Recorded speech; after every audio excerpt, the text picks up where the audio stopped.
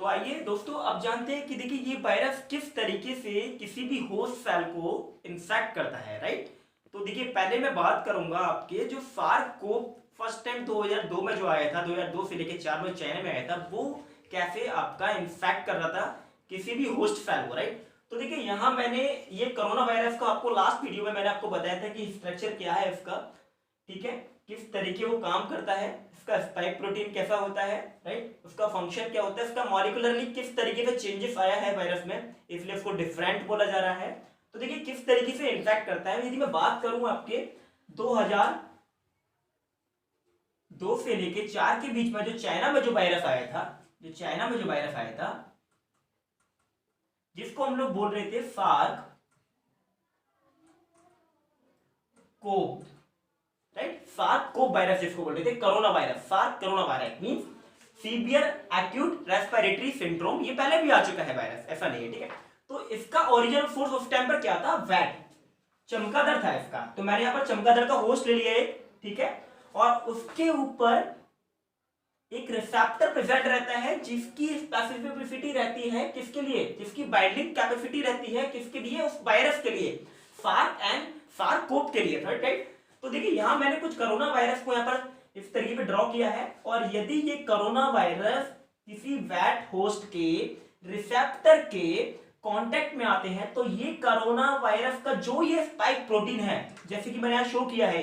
ये spike protein VAT के host receptor से वाइंड अप कर जाएगा, और जो ये जेनेटिक मटेरियल मैंने आपको यहां दिखाने की कोशिश की है, ये इसके अंदर भी जेनेटिक मटेरियल होगा। तो ये जेनेटिक मटेरियल पेनिट्रेट करके इस वैट होस्ट के अंदर चला जाएगा, और यहां ये जेनेटिक मटेरियल अपनी, ये वायरस अपनी मल्टीपल कॉपीज बना लेगा। इससे क्या होगा, आपका वैट के अंदर बहुत ज्यादा इंफेक्शन दिखने लगेगा। सिमिलरली यदि ये वायरस की मैं बात करूं ह्यूमन होस्ट के ऊपर, यदि यहां पर कोई ह्यूमन होस्ट है, राइट, उसके ऊपर भी आपका रिसेप्टर होगा। देखिए हर वायरस का, बैक्टीरिया का, किसी भी पैथोजन का हर होस्ट सेल के ऊपर एक रिसेप्टर रहता है, उस रिसेप्टर पे जाके बाइंड करता है वो, और अपनी मल्टीपल कॉपीज बना लेता है। तो सिमिलरली यदि बात करूं मैं इस सार्स-कोव की, तो ये सार्स-कोव यदि ह्यूमन होस्ट के रिसेप्टर के कांटेक्ट में आएगा तो ये बाइंड नहीं करेगा, इट इज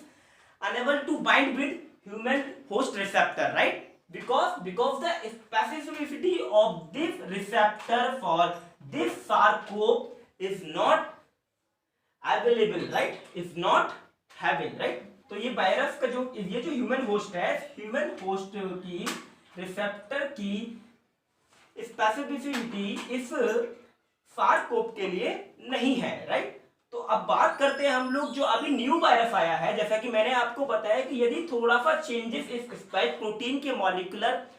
प्रोटीन में, मॉलिक्यूलर स्ट्रक्चर में, यानी प्रोटीन के अमीनो एसिड सीक्वेंस में यदि हुआ है तो क्या हुआ होगा, तो हुआ ये होगा कि ये जो रिसेप्टर है, ह्यूमन रिसेप्टर है, इस ह्यूमन रिसेप्टर के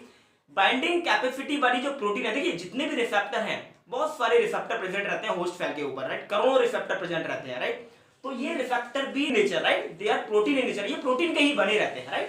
तो इसका प्रोटीन का भी अमीनो एसिड सीक्वेंस होगा, तो इसका अमीनो एसिड सीक्वेंस और इस स्पाइक प्रोटीन का अमीनो एसिड सीक्वेंस के कोडोन जो होते हैं वो दे कैन बाइंड, ठीक है, तो वो दोनों बाइंड हो जाते हैं और इसकी स्पेसिफिसिटी बढ़ा देते हैं, राइट। तो क्या होगा, जब अभी जो मैंने आपको बताया कि अमीनो एसिड सीक्वेंस होगा वो कहीं ना कहीं चेंज हुआ होगा, तभी इसको नोवल कोरोना वायरस कह रहा है। तो ये नोवल कोरोना वायरस की स्पेसिफिसिटी इस ह्यूमन होस्ट सेल के लिए ज्यादा होगी, तभी वो ये वायरस आजकल पूरी दुनिया में हाहाकार मचा रहा है, राइट। तो इस वायरस को सपोज कीजिए मैं ये वायरस यहां ले लेता हूं,